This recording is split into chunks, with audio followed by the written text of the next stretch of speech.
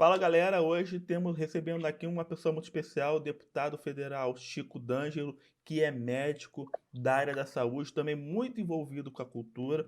Vai estar batendo um papo aqui com a gente sobre, né, a retomada das cidades após essa pandemia. Se bem que nós estamos ainda na pandemia. E já de início agradeço a sua presença, Chico, de estar aqui com a gente. Chico, que é um cara muito atuante aqui no Rio de Janeiro, lá tem apoiado o Ciro pelo PDT. Chico, o que que você está achando dessa flexibilização das cidades, dessa retomada da atividade, entre aspas, normais na economia? Está acelerado ou está no tempo certo? Então, eu estou meio, Fernando, preocupado com algumas questões, né? Eu sei que a pressão econômica num país como o nosso, dessa desigualdade, desemprego, com muito micro, pequeno empresário quebrando, dono de restaurante, é muito grande, a pressão é grande. Mas várias capitais vinham, de certa forma, fazendo um trabalho de isolamento social, com áreas específicas sendo liberadas pontualmente, mas de uma forma gradativa. Eu estou achando que está havendo uma forma de liberação em determinadas capitais, como no Rio de Janeiro, meio sem controle, né? Sem respeitar a ciência, sem conversar com o mundo acadêmico.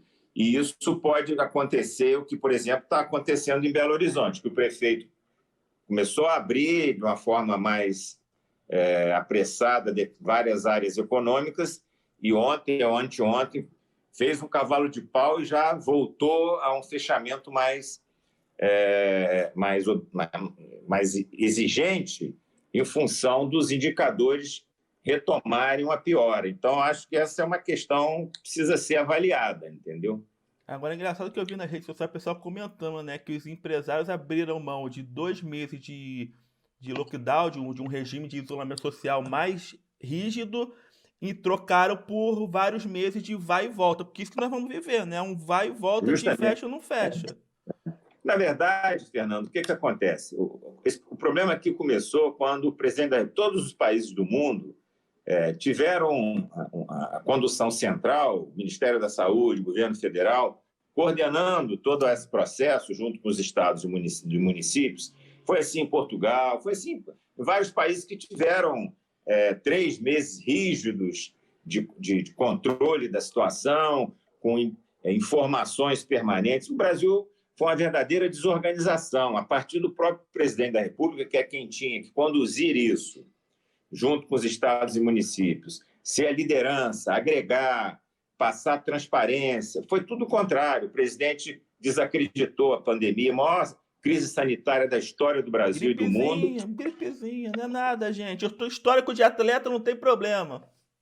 Então, aí começou a dar tudo errado. Quando o presidente começa a desacreditar, a dizer que a ciência não funciona, a receitar medicamento, a fazer uma série de coisas irresponsáveis, a não liberar o recurso, para liberar os R$ 600 foi uma guerra lá na Câmara que a gente teve que ter, aí depois libera, mas põe as pessoas em filas da Caixa Econômica se contaminando, enfim, uma série de erros que, desde o começo, lá, comecinho de março, fim de fevereiro, se tivesse um presidente da República, tenho certeza disso, a história vai revelar daqui a alguns anos, os livros de histórias vão dizer, não é à toa que ele está se tornando, Fernando, o símbolo da irresponsabilidade, de um presidente inconsequente, em todas as áreas, do meio ambiente, e agora nessa pandemia que virou assim rejeitado no mundo todo como um exemplo negativo para o Brasil, né? Então, acho que isso está gerando essa toda confusão nesse momento de flexibilização, porque começou mal, largou mal, e aí para você sair, cada município tem uma realidade. Eu moro em Niterói, a minha cidade teve uma condução e está tendo muito competente, virou uma referência no estado, no Brasil. Feita mundial, né? O mundo está noticiando as ações da cidade de Niterói com o nosso querido prefeito Rodrigo Neves, que é do Isso. O PDT. Rodrigo tem feito um trabalho muito qualificado lá, enfim, seja na área econômica, na área social, na área da saúde.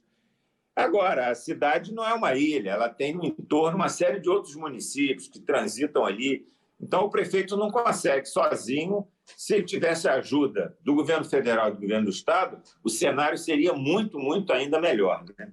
Agora você fala essa questão da centralidade desse combate à pandemia, que as pessoas às vezes não entendem, porque quando não teve essa coordenação central, o que aconteceu? Estados e prefeituras começaram a agir por si só. Acabou virando uma corrida para combater o coronavírus o resultado disso? Muita gente se aproveitou para estar ganhando dinheiro com essa pandemia, Claro. com superfaturamento, com questão de respiradores superfaturados, hospitais de campanha. Tanto é que no grande exemplo que nós temos hoje é no nosso estado do Rio, o nosso governador envolvido na suspeita por superfaturamento em 7 hospitais de campanha. E por quê? Porque ele contratou uma organização social que já tinha saído corrida aqui da Prefeitura do Rio de Isso, Janeiro, né, isso com várias mesmo. irregularidades, e botou ela para cuidar de 7 hospitais de campanha, um contrato bilionário.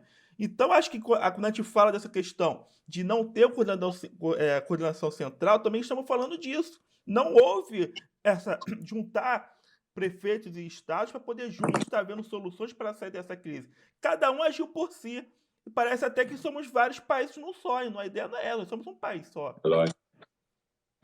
E ele tentou jogar a questão da saúde contra a questão econômica. A pandemia, é evidente que no mundo todo os governos centrais é que passaram a ter o protagonismo Claro. econômico, né? Ele quis jogar a responsabilidade nos municípios, dizer que ele não tinha responsabilidade sobre a pandemia, que o problema era das prefeituras, um verdadeiro irresponsável. Bolsonaro, ele que se elegeu dizendo não ser um político, sendo um deputado federal de quase 30 anos lá dentro da Câmara, ele na verdade, Fernando, foi quem politizou essa questão dessa crise sanitária gravíssima que nós estamos vendo. Uma parcela grande de mortes, de óbitos que estão ocorrendo no Brasil, e os números vão mostrar, são fruto da irresponsabilidade do Bolsonaro. Ele está sendo um presidente genocida, é a palavra verdadeira nesse momento. Então, toda essa insegurança que estamos vivendo aí começou lá atrás, quando o presidente resolveu politizar. Nós estamos já no terceiro ministro da Saúde e o atual é um interino, é um militar que, nem se da você área médica né? Nem da área não médica. sabe nada sobre o SUS, enfim, é uma coisa inacreditável você ter, num momento como esse, uma pessoa que não conhece nada de gestão em saúde pública e colocou embaixo dezenas, quase 40, 50 assessores militares que não são da área, não são do ramo, nunca administraram nada na área da saúde. Então, é um cenário muito preocupante e que começou mal, por isso agora essa bateção de cabeça de prefeituras e governos de estado. E o senhor, como é da área médica, o senhor médico, deve dar uma dor no coração ver a condução do Ministério com que o governo Bolsonaro está conduzindo a saúde no país, né? Aliás, os seus amigos médicos, como é que eles estão reagindo a tudo? Porque tinha muito, muito médico que era apoiador ferrenho do Jair Messias Bolsonaro. Do Bolsonaro, isso mesmo. Foi bom você tocar nesse assunto. Eu fui, antes de ser secretário de saúde, dirigente de entidades médicas. Eu fui diretor da Federação Nacional dos Médicos, do Sindicato dos Médicos do Rio durante um longo tempo. Enfim, sempre tive uma atuação nas entidades médicas. Depois virei gestor, virei secretário de saúde em 2 momentos, na minha cidade de Niterói. Isso que você fala é uma verdade, Fernando. Uma parcela de colegas na última eleição, fruto de várias questões, enfim, de equívocos cometidos aqui e ali na área da saúde, uma parcela desses colegas médicos realmente, em 2018, embarcaram na campanha do Bolsonaro. Os motivos são os mais variados, né? A questão, a corrupção, pelo menos, enfim, não é da política, enfim. E uma parcela grande está arrependida. Mas um número grande de colegas ainda acham, não, mas pelo menos ele não é uma pessoa... Aí está restando a ele agora a questão pelo menos ele não quer uma bobagem, está aí enrolado em laranja com os filhos, enfim, não tem mais discurso, mas eu acho que a gente tem que ter a compreensão, até que é muito difícil a pessoa reconhecer que errou. Eu tenho participado de algumas conversas com profissionais de saúde, as pessoas até aceitarem assim, cometi um erro e um erro muito grave. Porque uma coisa é você escolher um candidato, escolher o pior candidato entre todos os candidatos a presidente da República. Por isso o Brasil está vivendo esse drama. É muito difícil para as pessoas reconhecerem, fazer autocrítica é um troço na vida, na política, muito difícil, né? Então, o cara reconhecer assim, eu fiz uma lambança, votei no Bolsonaro, no pior candidato, um cara completamente despreparado, desqualificado, enfim.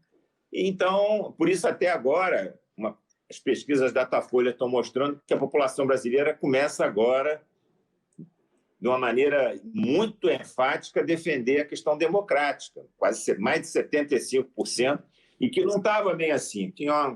Essa coisa vinha meio, não com muita ênfase, a defesa da democracia. Eu acho, como o Ciro Gomes tem dito, esses R$600 está segurando o Bolsonaro. Ele está perdendo todo o apoio de formador de opinião, enfim, Classe dos média setores médios. já abandonou ele. Ele está realmente se segurando com essa coisa que a Câmara aprovou, e ele não queria essa ajuda, mas isso aí vai até setembro. Tem mais aí, ele agora quer, em vez de 600, reduzir para 500, 400, 300. Enfim, é o que resta a ele, é essa ajuda no momento dramático do povo mais pobre brasileiro, que ainda dá a ele algum fôlego. Qualquer pessoa mais lúcida está vendo que ele está levando o país para o buraco, na área ambiental, na área da cultura, na área da saúde, na área da educação. É uma troca de ministro quase de 2 em 2 meses, e cada um pior que o outro, com coisas graves prejudicando a vida do povo brasileiro, né? Então, eu tendo a achar que até essa gordura que ele ainda tem de apoio, como o Ciro bem diz, isso não tem como se segurar, porque é um presidente completamente despreparado e desqualificado. E é interessante que ele tenta se segurar em algumas coisas que não tem lógica nenhuma. Você, como da área médica, até pode falar como o setor está vendo isso. A questão do uso de um presidente recomendar um uso de medicamento é surreal. Eu sei que tem muitos profissionais da saúde, por exemplo, que não estão recomendando os medicamentos, que estão vendo, né, os testes sendo feitos. Nada acontece, a gente torce que o medicamento cure o coronavírus. Claro que nós torcemos por isso, ninguém aqui é contra. Mas você sair recomendando um remédio que não tem comprovação nenhuma, aliás, o tal do remédio que ele é fã, né? E ele fez o governo, os militares, comprar estoques surreais para produzir o tal do medicamento e que não vai ser usado. Os Estados Unidos, por exemplo, já vetou o uso, está mandando aqui para cá, porque virou lixo lá, entre aspas. Como é que você vê isso, um presidente recomendar medicamento e um profissional da saúde, ele ouve o presidente ou ouve a questão da ciência e a OMS?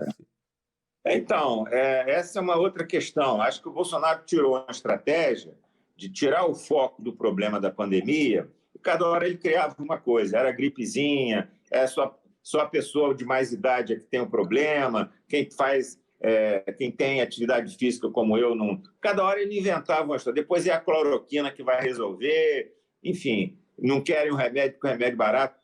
Fazendo verdadeiras fake news numa crise sanitária dessa dimensão. Quer dizer, por isso que aquele gabinete do ódio lá foi assim na política, foi assim na eleição, e surpreende ver isso num pior momento, no momento mais dramático do povo brasileiro. Muita gente morrendo nos hospitais, depois manda invadir hospitais. Isso. Olha, eu sou médico, eu nunca posso imaginar.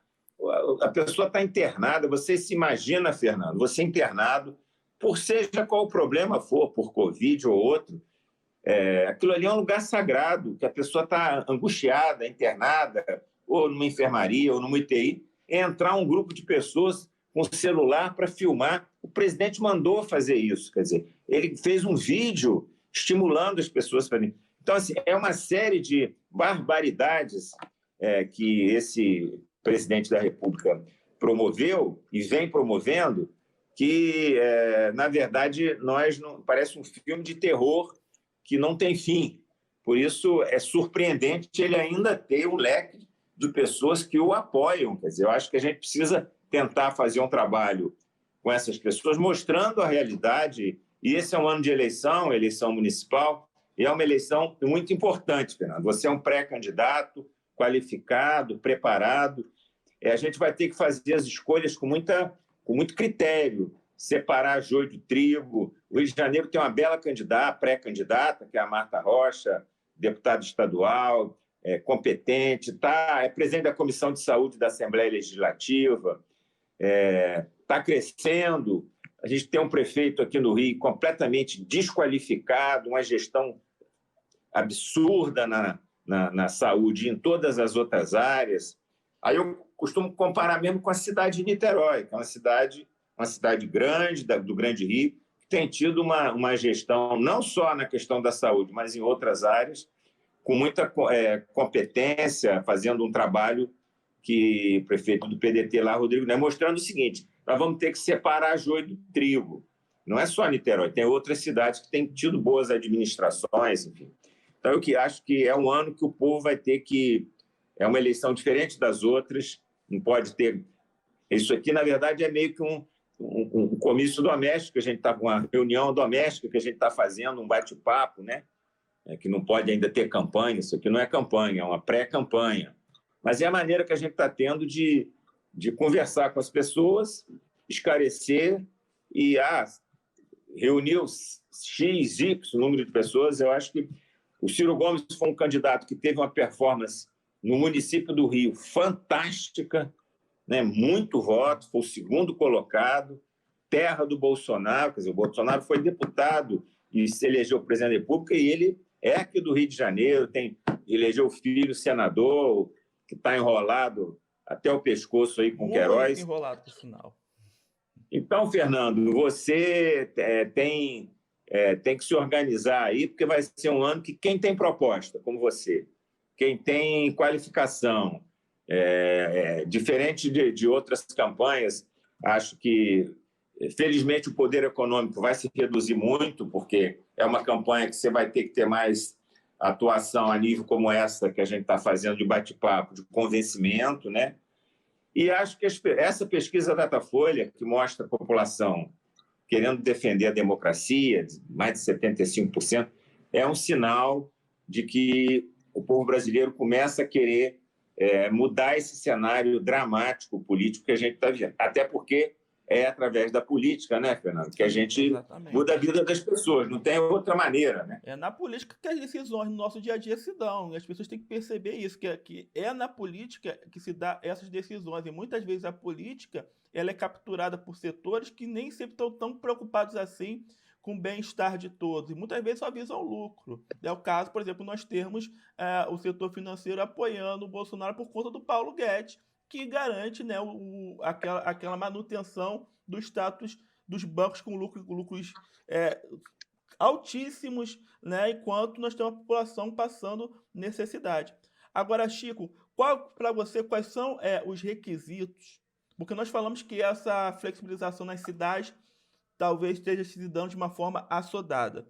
Na sua opinião, o que deveria ter para que pudéssemos fazer essa flexibilização das cidades? O que de forma segura para as pessoas? O que precisaria ter, né? É o que? Abaixar a taxa de contágio? O que, na sua opinião, deveria estar acontecendo para você falar em flexibilização e como se dá essa flexibilização? Então, primeiro as questões básicas. Você ter uma população esclarecida e fazendo as medidas preventivas corretamente, usando máscaras, mantendo distanciamento, não tendo aglomerações, acompanhando com corpos técnico-científico as prefeituras e os governos do Estado, que é o que o Niterói está fazendo, ouvindo a UF, ouvindo a UFRJ, ouvindo a Fiocruz, ouvindo a ciência sobre os parâmetros objetivos de índice de contaminação, enfim, e taxa de contágio. São coisas que você tem que que ter como critério, somado todos, para você poder ter... que é muito difícil, após 3 meses, você manter uma rigidez Sim. muito, muito grande. O que eu digo é o seguinte, o que quebrou foi o início de não fazer da forma correta, porque realmente já Começou seria errado, difícil. Esse que foi o grande problema, é foi o isso aí. início. E Começou agora, como é que errado, convence as pessoas a ficarem cá depois de 3 meses? Complicado. complicado. E as cidades que fizeram o dever de casa correto, como foi Niterói, elas, como eu falei, não são uma ilha, porque ela começa a ter medidas de liberação. Mas o entorno, aqui o Rio mesmo, como foi tudo, de certa forma, mal conduzido, e outros municípios, você, o Covid-19, ele não tem barreira. Se a pessoa vai aqui, vai ali, alguém que fez um trabalho bem feito, ele não, se fosse uma coisa uniforme, todos os municípios, os estados, conduzido pelo governo central, tanto que hoje você não tem nem mais as informações, as coletivas, todos os países deram coletivas diárias. Eu vi o trabalho, por exemplo, em Portugal. Portugal teve um desempenho muito... Eu costumo citar aqui, Fernando, a comparação do Brasil com o Uruguai.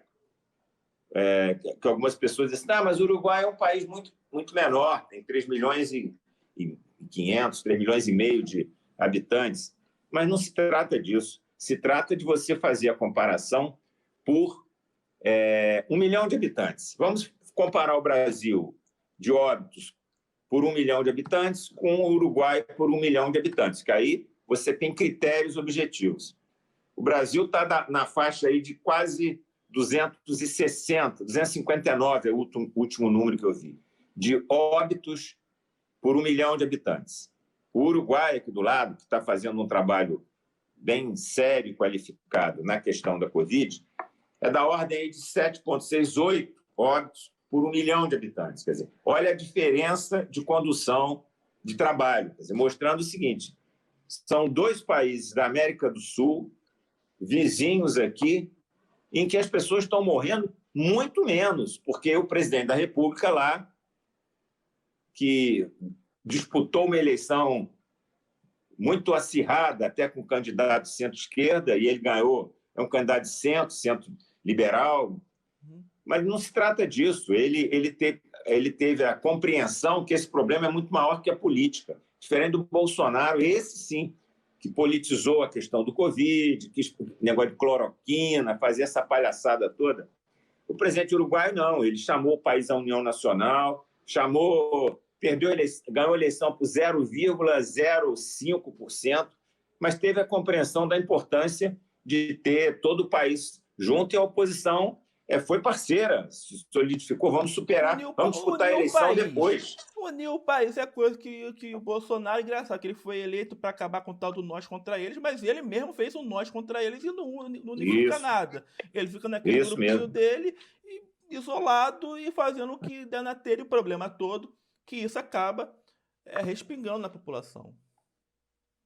Não, aliás, ele se alimenta muito com essa história do nós contra eles. A gente tem que, de certa forma, virar essa página, que isso já deu no que deu no Bolsonaro, né? Sim. Aliás, aproveitando nós contra ele, nós falamos muito sobre a pandemia, sobre a retomada, a questão da população seguir as medidas sanitárias, ter a questão do isolamento social, para reduzirmos a curva. E aí sim é o correto você pensar a questão da flexibilização. Embora, como nós já comentamos, os locais que flexibilizaram já estão voltando atrás, porque o número está explodindo. Aqui no Rio, a taxa de internação já está em 75%, está aumentando muito fortemente. Eu não sei se vão manter muito a flexibilização que estão prometendo, não. Mas aproveitando que nós falamos de união, acho que, aproveitando esse restinho de entrevista aqui, que nós estamos com o nosso Chico D'Angelo, o Chico também é um atuante muito grande na área da cultura. Muita gente não sabe disso, o médico Chico D'Angelo é muito forte na atuação da cultura, participou de várias comissões, fez diversos projetos de lei para o setor cultural. Aliás, Niterói dá um exemplo nisso, apoiando o setor da cultura. Nós estamos gravando hoje, e hoje teve a aprovação, foi sancionado pelo Bolsonaro, né, a lei Aldir Blanc, que foi uma construção e uma união dos partidos políticos que entenderam de usar o Fundo da Cultura para atender a questão cultural, né, que tem diversos empregados, trabalhadores que estão com dificuldade. Não é só o artista da Globo, gente, é muita gente envolvida no setor cultural e tivemos aprovação, que vai vir com auxílio, vai ajudar locais de apresentação que estão fechados. E achei uma grande notícia e mostra que existe no Brasil sim uma capacidade de dialogar, que essa capacidade de diálogo construiu essa lei Aldir Blanc, que acabou que os partidos, né, entenderam e aprovaram e foi sancionado lá em cima. Então, podemos nos unir. Quando nos unimos, nós temos bons resultados, né, Chico? Sem dúvida. Essa foi uma lei, acho que muito importante, que foi aprovada. Eu fui presidente da Comissão de Cultura, Fernando, em 2016, no ano que o Temer quis extinguir o Ministério da Cultura e voltou atrás. Eu presidi a Comissão de Cultura e pude ter, durante um ano, uma atuação muito assim, ampla, conhecendo a realidade brasileira do mundo da cultura no Brasil todo. Visitei vários estados e a gente conseguiu, não a comissão, mas o movimento cultural brasileiro conseguiu reverter e o Ministério da Cultura voltou a existir em 2016.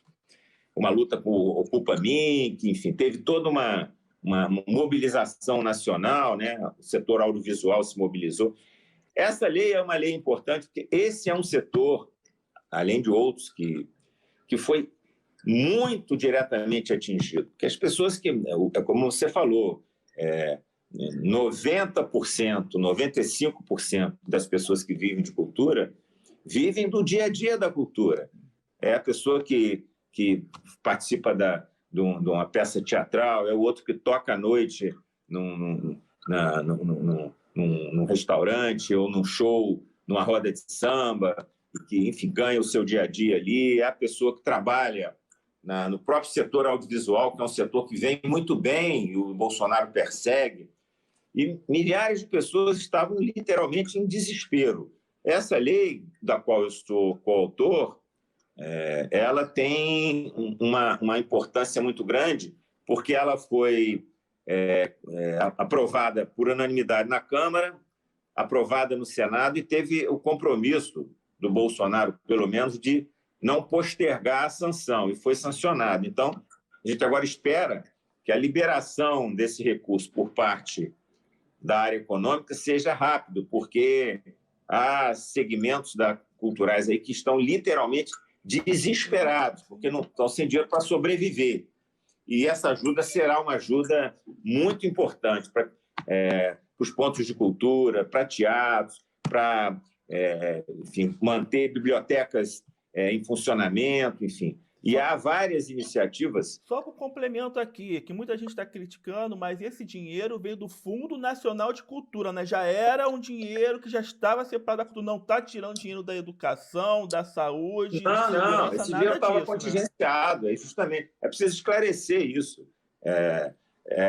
Já existia toda uma legislação nesse sentido. Já é tão pouco que a cultura tem, quer dizer, é uma coisa impressionante que tem pessoas que não consegue ter a dimensão da importância da cultura na vida de cada um, né? Sob o ponto de vista até emocional e afetivo. Sim. Nesse tempo de então, pandemia, que a saúde emocional das pessoas está indo para o vinagre, é a cultura que está segurando a onda. É lógico, as pessoas estão aí vendo seu filme, vendo as lives de artistas, vendo várias... É a cultura brasileira. Então, acho que não ter... E são pessoas que representam hoje quase 5,5% da empregabilidade do Brasil, 2% do PIB. Então, assim, é muita coisa que a cultura representa e que é importante. A cultura não é só entretenimento, não. Esse é o engano das pessoas. A cultura gera recursos para a economia brasileira.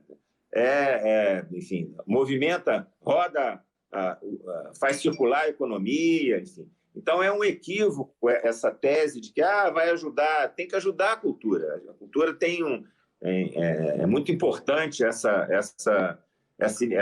lei da Aldir Blanc, com um nome ainda mais forte, que foi um grande artista e um grande é uma grande figura humana do país. Então, agora é a gente trabalhar para que esse recurso seja liberado de uma maneira muito rápida. Aliás, na minha intervenção no dia da aprovação, eu fiz esse apelo lá em nome da liderança do PDT, que o líder André Figueiredo, o líder Volney, que é o líder da bancada, e o André Figueiredo da oposição, me cederam o espaço no sentido de pedir para que a gente agilizasse o quanto antes a aprovação para ir para o Senado, porque há uma pressa muito grande no Brasil todo de que esse recurso chegue logo na ponta para ajudar essas milhares de pessoas que estão dependendo para sobreviver desse dinheiro. Eu acho que isso vai ser uma grande batalha, porque, pelo que eu entendi da lei, as prefeituras serão os grandes gestores para que esse recurso chegue na ponta.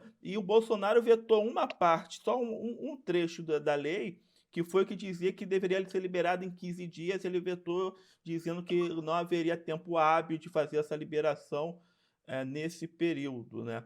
Agora, uma coisa que eu gostaria de comentar que você falou o papel da cultura. Nós que defendemos um projeto nacional de desenvolvimento para o Brasil, um projeto de país com começo, meio, fim, que vise desenvolvimento, nós vemos na cultura um papel muito importante, porque é a cultura que estimula o ser humano até a criatividade. Criatividade significa inovação. Porque quando nós falamos de desenvolvimento, nós falamos de pesquisa, tecnologia, e a cultura é fundamental nisso. Porque se você tem a educação de um lado que traz o conhecimento, é a cultura que estimula o ser humano a estar se desenvolvendo e buscando inovar. Por isso que os países mais desenvolvidos do mundo, todos eles têm a cultura, têm um papel central na vida daquele país, porque é a cultura que faz nós irmos à frente, ver o pensamento crítico, pensar de forma diferenciada. Nós falamos muito que o brasileiro tem uma alma empreendedora de inovar, mas por que acontece isso? Porque a cultura brasileira é muito rica, está uma coisa ligada à outra. Então a cultura para a gente é super estratégica. Não, e mais, a gente tem que entender a cultura também sobre a ótica econômica. A cultura movimenta a economia brasileira. A cultura gera emprego, gera renda, traz recursos para o Brasil. É um erro esse papo de que tem que socorrer a cultura, porque o retorno financeiro que a cultura dá faz o dinheiro girar. Então, as pessoas... Como houve inclusive para o Bolsonaro, eu era o presidente da Comissão de Cultura, esse segmento mais atrasado, mais ultraconservador, de direita, eles têm um problema com a cultura. Nas audiências públicas que eu fazia, uma delas o Bolsonaro até esteve lá para tentar embananar a audiência pública, porque inventaram um monte de mentira em relação à cultura, de que a Lei Rouanet ajudava... Agora mesmo o Chico Buarque está hoje no Globo, entrou com vários processos, que ele nunca usou a Lei Rouanet. E um deputado federal lá falou uma série de coisas, vai ganhar e vai perder dinheiro esse deputado, vai ter que pagar na justiça ao Chico Buarque, porque inventou historinha, fazendo fake news sobre artistas. Não gosto da música, não gosto de artista, não gosto de... Enfim, são pessoas doentes, né? O Brasil está com esse tipo de problema, de pessoas que adoeceram a cabeça fruto de terem um presidente, a ponto de eleger um presidente completamente desqualificado, enfim, desumano até. O Bolsonaro é uma pessoa, já que fez a campanha dizendo, até em nome de Deus, Bolsonaro é o anticristo. Essa que é a verdade, é uma pessoa desumana, desqualificada, despreparada. É verdade. Chico, eu quero agradecer, chegando aqui ao final desse bate-papo, foi muito legal estar falando sobre saúde, sobre cultura, e, muito obrigado por estar aqui com a gente, e as suas palavras finais para essa galera que está nos assistindo. Podemos ter esperança no nosso país? Olha, a gente não pode fazer política sem esperança, Fernando. A coisa está difícil, mas a história mostra, a gente faz a análise aí, teve momentos, seja na área de saúde pública, com pandemias absurdas, como a gripe espanhola, nós tivemos 2 guerras mundiais, enfim, e os países superaram esse momento. O Brasil é um país de dimensões continentais, com um povo maravilhoso, um povo alegre, que nesse momento está muito triste, mas que é um povo alegre, é um povo trabalhador, é um povo digno. e acho que nós, inclusive, aqui já demos exemplos disso. O Rio de Janeiro já teve um Brizola governador, um Darcy Ribeiro senador, um governador comprometido com a educação, com a cultura, com a saúde, enfim. Então, nós já tivemos bons momentos, momentos alegres, momentos mostrando que a política pode ser a ferramenta disso. Então, Fernando, você que é um pré-candidato, acredite nisso, vamos para a luta, fazer isso muito, conversar com as pessoas, ter a grandeza de ouvir, de dialogar, de ouvir o contraditório. Diferente deles, nós não trabalhamos com a política do ódio, nós queremos melhorar a vida das pessoas. Ao fim e ao cabo, a política é para a gente melhorar a vida das pessoas, né? E acho que é esse o cenário. A gente tem uma liderança nacional hoje muito preparada, que já foi prefeito, governador, ministro de Estado, que é o Ciro Gomes, que é uma referência nossa no PDT. Vamos em frente. E aqui no Rio tem uma pré-candidata brilhante, que é a Marta Rocha. E você, como excelente pré-candidato a vereador.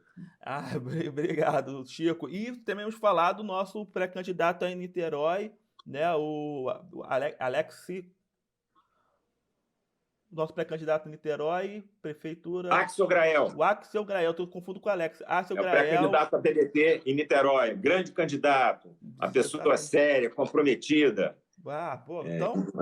E vai para continuar esse legado do Rodrigo Neves aí na cidade, né? Isso. Muito bom, Fernando.